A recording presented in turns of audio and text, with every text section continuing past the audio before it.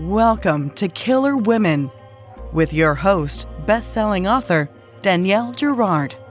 The Killer Women Vodcast is pleased to be a part of the Authors on the Air Global Radio Network. To learn more about Danielle and her books, visit her at www.daniellegirard.com, and to access all of our vodcasts, go to youtube.com/Authors on the Air. And now, Danielle's next killer woman. Hello and welcome to the Killer Women podcast, a proud member of the Authors on the Air Global Network. I am your host, Danielle Girard, and today's guest is the international #1 bestseller, Dervla McTiernan. Dervla's first two novels, The Ruin, and The Scholar, were critically acclaimed around the world. Dervla has won multiple prizes, including a Ned Kelly Award, David Awards, a Barry Award, and an International Thriller Writers Award, and has been shortlisted for numerous others. Dervla's third book, The Good Turn, went straight to #1 in the best-selling charts, confirming her place as one of Australia's best and most popular crime writers. Dervla's latest release, The Murder Rule, is out on May 10th. So this was a fabulous book. I picked it up thinking I was going to read, 40 or 50 pages before bed. I was up 2 nights, way past my bedtime, went right through it. And it's such a page turner, but one of those that has heart and head. I cannot say enough good things about it. So before I start to blabber on, Dervla, tell us a little bit about The Murder Rule. Oh my God, Danielle, where do I go after an introduction like that? I just want to end it, pour myself a cup of tea and celebrate. Exactly. Well, thank you very much. Tell us though, let readers know, what can they expect? The book follows the story of Hannah Rokeby, and Hannah is this young idealistic law student. She joins the Innocence Project on the eve of their biggest case. She kind of cons her way onto the team, to be honest, but she appears to be exactly what you'd expect of a young woman like that, really clever, very keen to prove herself, keen to change the world. But if you scrape beneath the surface, the real Hannah is very different. She's quite a bit darker than she appears to be. She's much more complicated, and she's got her own agenda. So I'm afraid to go further for fear of spoilers, but that's the intro. That nails it. And you can't really tell us much more because there is a lot more to Hannah than meets the eye.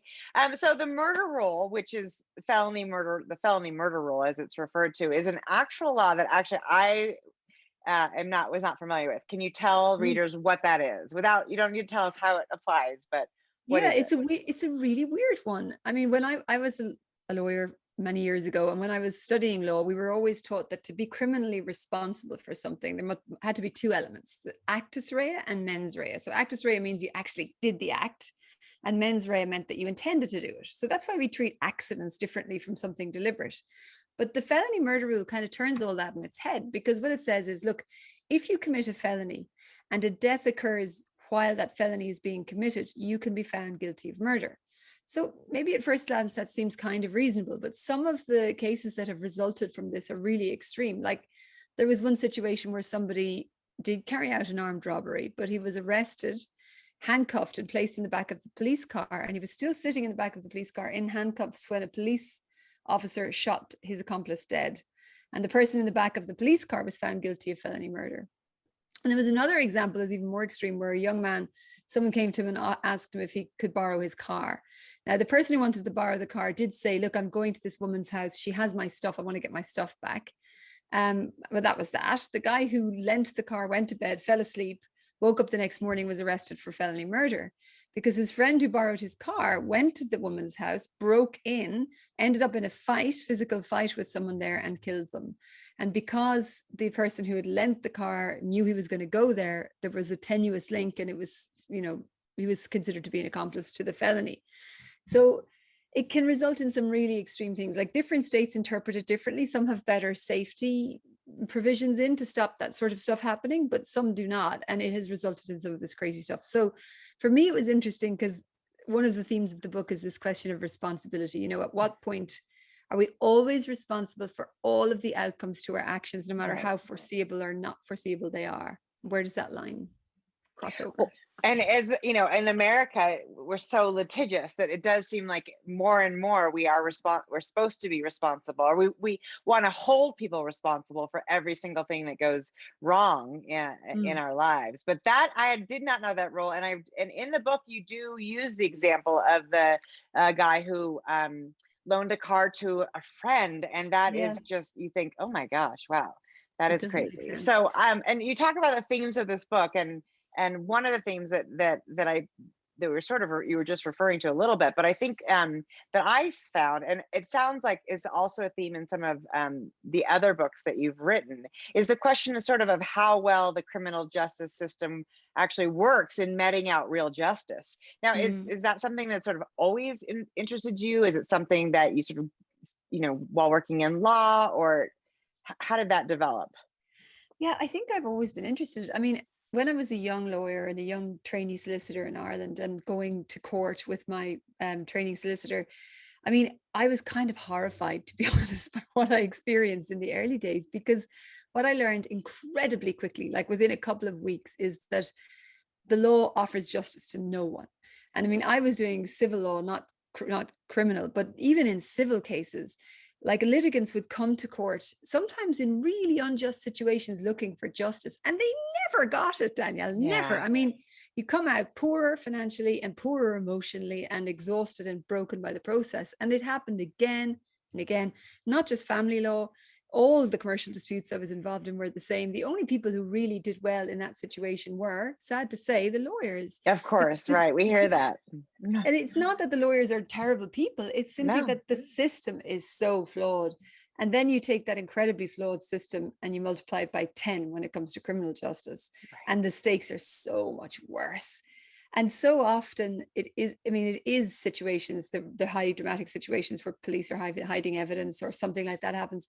But often it's just the machinery of the system, Mhm. terrible bail system that results in just it's not a system that's fit for purpose. If we want less crime, this is not serving us well. Right, right. We're, that's become we all watched Just Mercy, which was the book that was by Brian Williamson, that was made into a movie, Mm. which was fabulous, both the book and so this sort of the Innocence Project gets all this, we infuse it with all this hope, because there's Mm. so many people who clearly, and we also know about how race plays into it, and socioeconomic your socioeconomic situation. So there's all these biases, and so it was really fun to sort of get, interestingly, a little bit of a twist on Yeah. and again, we're not allowed to talk about exactly how, but this was not the Innocence Project story I had expected. So I will leave it at that and let readers take it from there. The other interesting thing I found about the book, really compelling, was the relationship that Hannah has with her mother.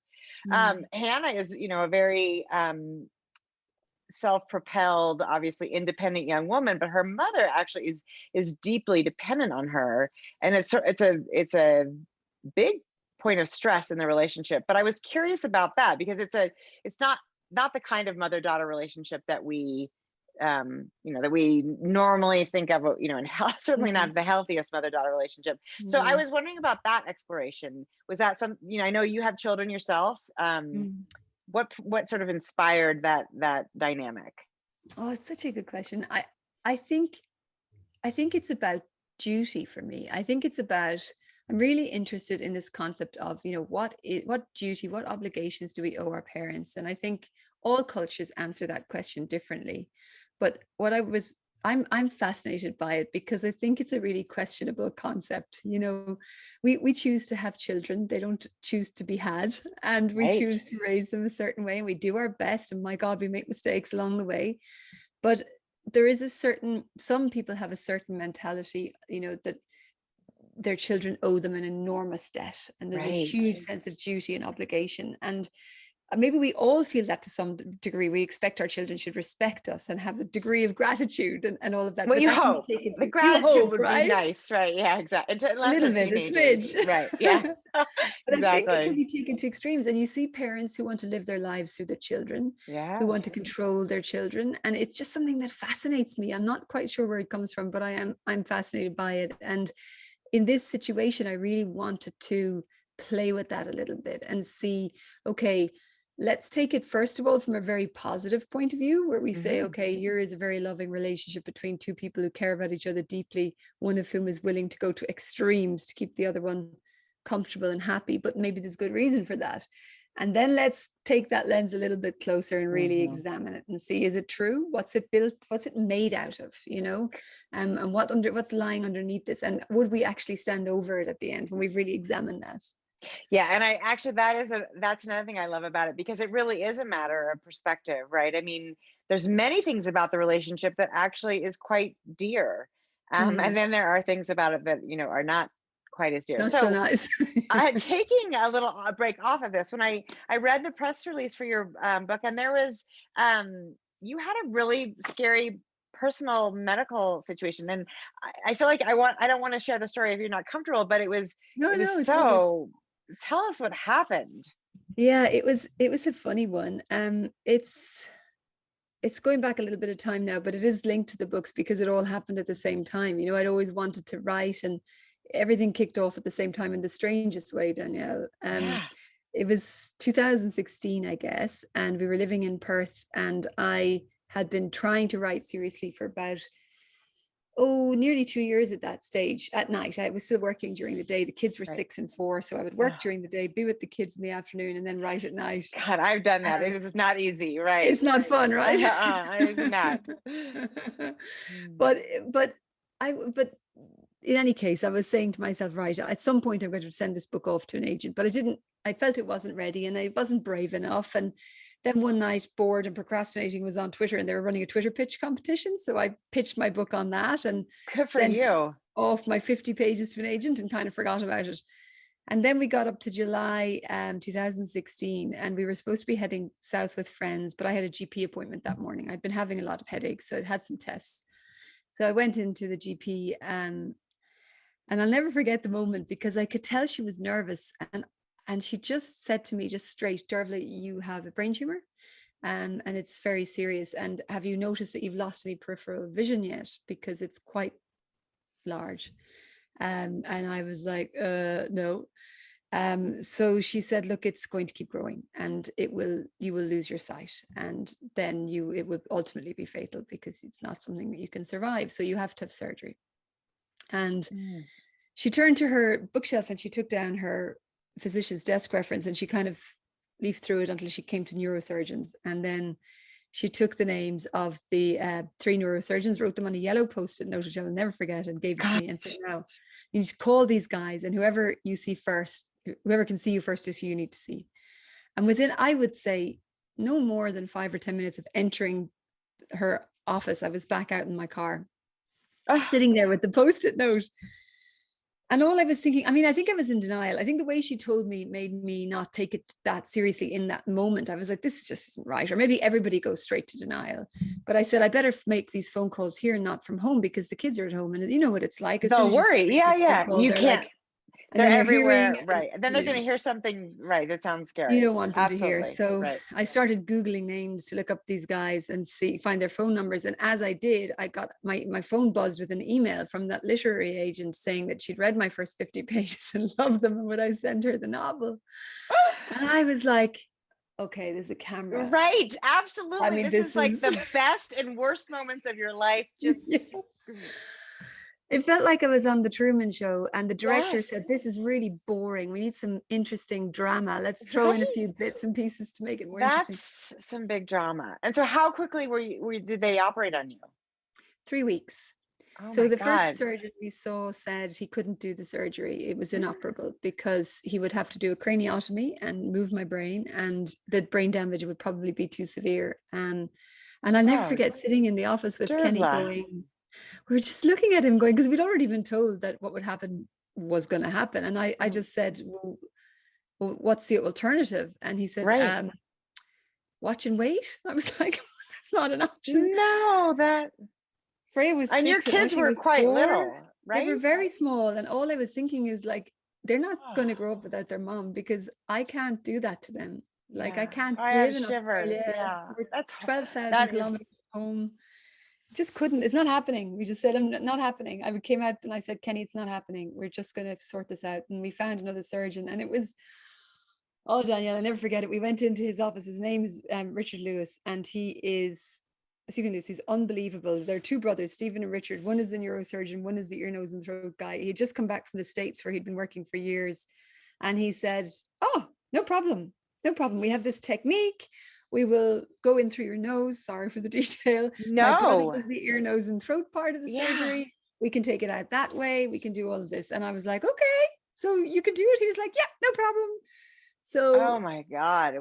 How terrifying then to be told it's what the situation is. And then the first surgeon you see says, no, I'm sorry, there's nothing. That is like, I could just feel, ugh. It was well, that good. Has to show up in a book somewhere. Yeah. Not ready, maybe. But I feel like there has to be a character who goes through something. You can get into the medical law, some malpractice-y things down the road. I'll do something but like that is amazing. I'm so glad you're okay. I can't believe you're, that is a real, I've never heard, I don't know anybody who has had a brain tumor, so I'm very glad to know that you don't have one anymore. Yes, that was a relief. That is terrifying and a very exciting time. And I'm sure you were like, I think I should deal with this thing first, and then send my book off. No, I spent genuinely the 3 weeks between the original diagnosis and the surgery, I spent sending the book off to literary agents, which sounds crazy, but it was partly denial and partly I just gotten this email from an agent in the US. It was a big deal to me. I just thought, well, what if I don't come out the other end of this? I'll never know. I just want to send it off so someone knows that there might have been it might have happened. Yeah. And so I sent it, and then it was in surgery. I was in ICU. Then I was 11 days in hospital, 10 weeks at home recovering. And by about I think it was week 4 or 5, and I still wasn't in very good shape. We got an email from an agent saying that she'd love to have a Skype call with me, which I knew kind of meant there was a good chance she wanted to offer me representation. And I just said to my husband, I cannot say to her, I've just had brain surgery, but the next book's going to be amazing. Well, you could have said that. It wouldn't fill you with confidence. So I just put on ridiculous amounts of makeup, and Kenny helped me with the cushion so I could sit up on the couch. We propped the laptop on my lap, and I was like super perky for 20 minutes. And then I slept for about 26 hours. I was going to say. And I did confess like within a couple of days, but not for the first call. I just needed for it to seem fairly normal. And so then the book came out, and by the time the book went out in submission to editors, by the time it went on submission, I was back at work. Yeah. And my agent sent it out on a Friday, and I kind of knew what to expect, which was like nothing, Right. Like lots of weeks. Yes. Lots of weeks. Probably it won't sell. If it does, it'll be in 6 months' time. We'll see what happens, But the following Tuesday, she rang me and said, we have a preemptive offer for the book. I was like, oh my God, pop the champagne. This is amazing. Yes. And then she said, and I think we should turn it down. And I was like, what? Because you should take it to auction, is what she was thinking. Right. That's what she was saying. She said, I think there's more potential. So within 2 weeks, we had 6 offers, and we had a little auction, and it was, it was just a dream. And that first year after the surgery is usually very difficult because I don't have any pituitary function anymore, which means I have to take a lot of medication. And the first year, your endocrinologist has to balance all that. It's really hard. People tend to get a bit depressed because they get better really slowly. But for me, it was like, I'm working with an editor, my book's right. And it was just the best. So the perfect incentive to get better as fast as you could. That is amazing. And I imagine it does change. I mean, like you said, you sent the book out even before you sort of knew what was going to happen, because it's exactly right. I think that's an encouragement to people who are waiting on something, probably to go ahead and do it. Right. Yeah. And do you think that's inspired you to be a little bolder about life choices? Like, it's not like we're going to take this vacation because damn it, you never know. You never know. I definitely think it has changed me. I mean, I think that I'm much more conscious of mortality in a way that I wasn't before. I mean, we all know where we're going to end up. Like, this is not going to go on forever.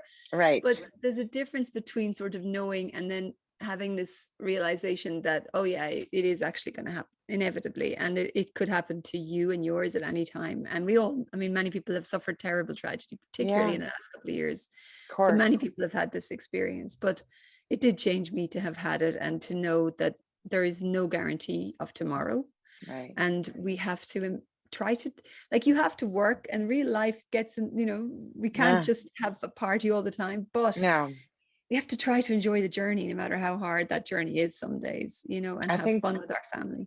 that is so true. And you were quite young. I mean, you were not, when this happened to you, you were, you know, this is nowhere where we're supposed to be thinking about mortality. No, So, no. but I think it, you know, looking at it now in the rearview mirror, it's a, you know, it's a wonderful gift that you have the, you know, opportunity to be like, wow, that what we're doing here, what I'm doing, what I get to do with my family and my work and everything is such a blessing every day. So Yeah, that is, absolutely. I appreciate that, and I try to keep that perspective too. It's like you said, it's just hard sometimes. One of the things actually that I wanted to comment on, because we sort of talked about your agent, it sounds like is maybe in the US, and we Yes. talked about this a smidge before we started the call, but you know, I thought it was really interesting to know. Well, I think first of all, from your name, I guessed that you were. I had guessed Scottish, but I am corrected that it's Irish. Very close. Probably not quite close enough. But anyway, and then living in Australia, I was really impressed by the fact that never once, even knowing, you know, that you were in Australia, because I was going to interview you, I didn't feel like I was reading a book by somebody who wasn't an absolute American through and through. I was really impressed. And I think, you know, it's like one of the authors I love is Jojo Moyes. Oh yeah, Jojo, she's brilliant. I love her. Yeah, she's brilliant. She's super funny. But you know, you're reading a British author, or wherever she's from. She's not American. There's words in there that I'm like, you know, I'm like, okay, you know, for the moment, I'm like, oh, that's a word I'm not used to. She's British, and I really read this whole thing, Dervla, with not one time did I think, oh, that's coming from a non-American writer. So really nailed it. And these are so happy about that. Young people, so that's, you know, there's a lot of nuance there between the scenes that are from when she was young, you know, when her mother's scenes from earlier, and all, you know, in Bar Harbor, and everything she goes through when she's in Virginia. So that was really impressive. Oh, I'm so happy to hear which that. is why it's going to be so popular. And okay, I also read that it's soon to be a major television series from FX. Whoa, that's the lottery ticket we all want. So tell us about that. How did that happen? When can we see it? So excited. Well, my agent is in LA. Okay. And he sent it to somebody at FX first before he sent it to anybody else, and they wanted it. And I couldn't believe it, because he was like, Dervla, this is a big deal. They don't take very many things, you know. Yes. Like, this is a big deal for drama. They're so picky about drama. This is, you know, amazing. So I'm very, very excited about it. I can't quite believe it's happening. And it actually seems to be happening, because things are moving forward fast, as opposed to, you know, sometimes you get optioned and it goes a little bit quiet, and then it gets busy and it goes quiet. This seems to be just moving forward. So I'm thrilled. Well, it's a wonderful premise, and you can absolutely see how it has a lot of the right hooks for television. So do you know anything about when it might be out? Too soon? I think it's going into production this year. I don't know exactly what the pace is, exactly the steps. I'm not that super close to it right now, partly because the book's coming out and I am just flat out. Yes, you're super busy, right? But I do see little bits and pieces. My agent sent me some notes from a meeting, writers meeting recently. So it's super interesting to see another writer's take on the story, and what they see the interesting parts, and where they see more potential to pull things out. And it's just fascinating, you know. And I really liked what this particular writer had to say about the book, which was awesome. I mean, I do kind of feel doesn't always happen that way. So that is right. That's a huge gift. Yeah, absolutely. So, well, I assume you're going to come to LA or wherever they end up filming it to watch. You bring the kids. That will be. They couldn't keep me away. And I'm going to LA on tour next on the 7th of May. And the children are really cross that they are not getting to come. So I can imagine. You have to bring them back now. You'll have to go. Well, that is, I mean, so exciting. I mean, this whole thing, I mean, it really you have other books, but which, you know, I wasn't familiar with you until this book was offered to me. And so it sounds like there's a lot of backlists for our readers who love this book to go back to, and those books have done incredibly well. Were you at the Barry Award? I won a Barry Award for a book, and that was I haven't seen that award very often. So did you go to? I did. I went to BoucherCon. Yeah. I mean, there was no way they were going to keep me away, Danielle, to be honest with you. Of course. This is an excuse to go to America, meet American writers and hang out and celebrate. I was not going to miss it. So congratulations on your Barry Award. I know. Well, thank you. I mean, it's been 100 years, but it's not an award you see very often. It's a small award, but of course I cherish mine as well. Now, I hope you're going to come back to a BoucherCon. For our listeners, BoucherCon is the world's mystery convention when, gosh, I don't know, 200 or 300 more authors come from all over the world, and they offer panels, and they're in the bar so you can talk to them about their crazy book ideas, and obviously buy books and get books signed, and there's giveaways, and it's a really fun thing. And the one this year is in September in Minneapolis, which maybe you are not going to make it to. Unlikely. I'd love to, though. You never know. You never know. And then next year it's in San Diego, I heard. Ooh. So that might be a good one. Then you can visit your agent in LA and check on the second season of the show. You know what? Actually, Danielle, I'm sure I need to set a book in San Diego, right? And then it's a research trip. Absolutely. Oh, and I mean it is a business trip, right? You are there to 100% tax deductible. Exactly. That is really one of my favorite parts of writer conferences. And the other one is being able to talk about all the strange things I think about all the time that nobody in my life really needs to hear about besides other writers. Well, this is super exciting. This is a wonderful book. Thank propulsive you. And also just layered and so fun. So tell us what is next for you. I'm so pleased. What is next for you? Ooh. Well, Dervla and I had a little technical difficulty between Montana and Perth, Australia. So I'm ending this for us. But the last thing we talked about was where to find Dervla on social media. And she is at Dervla McTiernan.com. And this is how you spell her name. It's also going to be in the information on this video. And then all her social medias are at Dervla McTiernan. So look for this. It was such a wonderful read. She's such a lovely human being. It was such a treat to get a chance to interview her. So goodbye, I'm Danielle Girard. You can find me at daniellegirard.com, and we will see you on the next episode of Killer Women. Thank you for joining.